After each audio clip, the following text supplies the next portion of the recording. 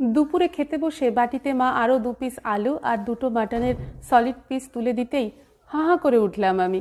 ঝেঝে মাকে বললাম, তোমার এই অতি আদরেই আমার আজ চেহারার এই অবস্থা। কেন খাইয়েছো আমাকে এত এত? 18 বছর বয়সে আমার ওজন 78 কেজি। আমার সব বন্ধুবান্ধব আমাকে নিয়ে খিল্লি করে। তুমি বুঝবে না আমার যন্ত্রণা। খাবার আধ খাওয়া রেখে আমি দুমদাম উঠে চলে গেলাম। দড়াম করে দরজা বন্ধ করে দিলাম। বিছানার উপরে উপুর হয়ে আপুঝুটি কাঁদতে শুরু করলাম। এত কষ্ট হচ্ছে।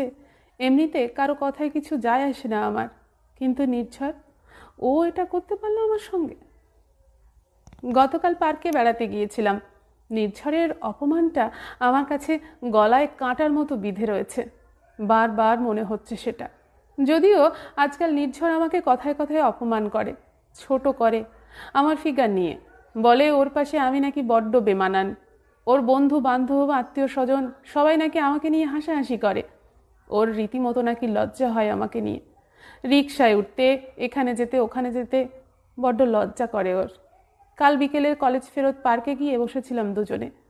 গল্প করতে করতে হঠাৎ দেখি সামনে একটা কাপল আসছে।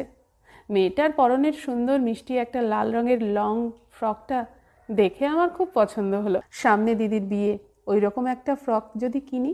নির্ঝরকে বলতেই ও হেসে গড়িয়ে পড়ল। তারপর অনেক হাসি কষ্টে সে থামালো। Please give me a break Mou. তোর ওই মিনি হাতির মতো চেহারায় ওই ফ্রকটা আঁটবে? মেয়েটার কোমরের সাইজটা দেখেছিস? আর তোর বুক পেট কোমর বলে আলাদা কিছু আছে নাকি? আমি অবাক হয়ে ওর দিকে তাকালাম। বললাম, তবে যে স্কুলে তুই বলেছিলিস আমাকে তোর খুব পছন্দ, বলেছিলি তোর নাকি রোগা পাটকাটি চেহারা নয়, বেশ গুবলু গুবলু গোলুমলু চেহারা পছন্দ। আমার টোপাকুলের মতো গালে তুই হাত দিয়ে টিপে বলতিস ভীষণ আহ্লাদ হয়।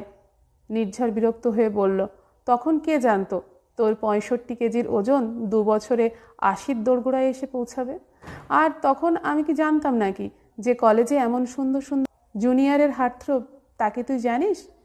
বিরক্ত লাগে আমার তোকে সঙ্গে নিয়ে ঘুরতে। আমার অস্বস্তি হয়। লোকজন আমাকে আকাট বোকারাম ভাবে। কিন্তু নির্ঝর, ফিগারটাই কি সব?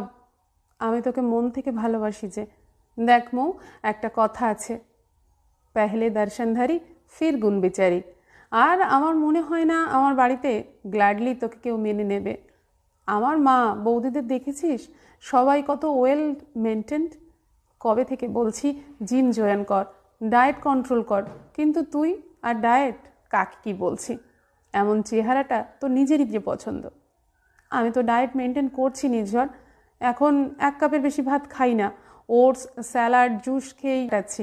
সারাদিন কলেজ টিউশন এসব করে আমার ভীষণ খিদে পায়, গা মোচড় দেয়, তবুও শুকনো রুটি চিবাই। এরপরেও কোনো ফল হচ্ছে না, কি করব বল? নির্ঝর উঠে পড়ে, বলল, তোর এই জলহস্তির ওয়েটের কাছে ডায়েটও ফেল মেরে যাচ্ছে রে, ডিসগাস্টিং। বলেই হনহন করে চলে গেল। একবার পিছনে ফিরে তাকালেও না পর্যন্ত। আমি একটা মেয়ে, একা বসে আছি, কি করছি, কিভাবে ফিরবো, কিছুই খবর নিল না। এবার বন্ধ দরজায় ধাক্কা পড়ল। আমি চোখ মুছে উঠে বসলাম। দরজা খুলে দেখলাম বাবা মা দুজনেই দাঁড়িয়ে। মায়ের হাতে প্লেটে কাটা মৌসুম্বি লেবু। প্লেটটা আমার হাতে ধরিয়ে দিয়ে আমাকে মা এনে দাঁড় করালো আয়নার সামনে। বাবা বলল, দেখো মৌ, চেহারা, গায়ের রং, চুলের গোছ, দাঁতের শেপ, এগুলো হলো বাহ্যিক সৌন্দর্য। হ্যাঁ, এটা অস্বীকার করার কোনো উপায় নেই যে আমরা বাইরের সৌন্দর্য দেখেই প্রাথমিক ভালোবাসায় জড়িয়ে পড়ি। কিন্তু এই যে ভিতরের একটা মন আছে, তার রুচি আছে, সংস্কার আছে, বিবেক আছে, উচিত অনুচিত বোধ আছে, তার মনুষ্যত্ব আছে, মায়া আছে, মমতা আছে, ভালোবাসা আছে, এদের গুরুত্ব কি একেবারেই এতটাই ঠুনকো? একটা সুন্দর দেখতে সুঠাম মানুষের যদি কর্দমাক্ত মন থাকে, তাকে নিয়ে অন্য প্রান্তের মানুষটি কি আদৌ ভালো থাকতে পারে? কালো গায়ের রঙের মানুষটাকে ভালোবাসা যায়, কিন্তু কালো মনের মানুষটাকে নয়। ঠিক তেমনি মোটা মানুষকে মন দেওয়া যায়, মোটা চামড়ার মানুষকে নয়। মা বলল, তুমি হলে আমাদের ভগবানের দেওয়ার সবচেয়ে দামি উপহার।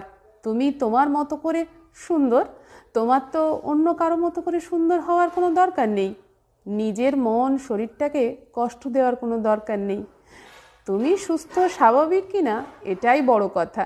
যে তোমার বাইরের চেহারা দেখে ভালোবাসে, যে তোমাকে নিয়ে বিরক্ত লজ্জিত, সে তোমাকে ভালোবাসে না, সেটাকে প্রেম বলে না।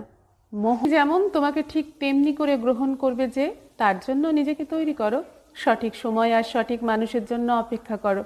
প্লাস সাইজ চেহারার সঙ্গে তোমার যে একটা প্লাস সাইজ মনও আছে, সেটার কদর করতে শেখো।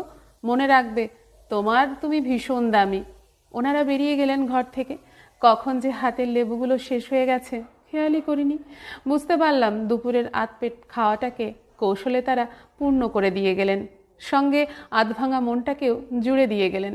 তারা যে বাবা মা, তারা সব পারেন। এবার একটু হাসলাম আয়নার দিকে তাকিয়ে। ফোন হাতে নিয়ে নির্ঝরকে মেসেজ করে দিলাম, এই অপমান আমি আর সহ্য করতে নারাজ। আমাকে অপছন্দ হলে আসতে পারিস, দরজা খোলা আছে। ঠিক করলাম দিদির বিয়েতে ওই লাল ফ্রকটাই আমি পরব। রাতে আবার মাটন দিয়ে এক থালা ভাত খাবো। কাল সকালে টিফিনে নুডলস খাবো। রাস্তায় ঝালঝাল ফুচকা খাবো। কেএফসির চিকেন বার্গার খাবো। যা মন চায় সেটাই খাবো। আবার ডাবল এক্সেলের চুড়িদার লাগে, লাগুক না। আমার 36 সাইজ ব্লাউজ লাগে, লাগুক। আমার পারফেক্ট কোমর নেই, না থাক। আমি ঘাড়ে গর্দানে হোক, তবুও আমি সাজবো। আমি পাউট দিয়ে সেলফি তুলবো, আমার শখের পোশাক পরবো, কারণ দিনের শেষে আমি ভীষণ দামি।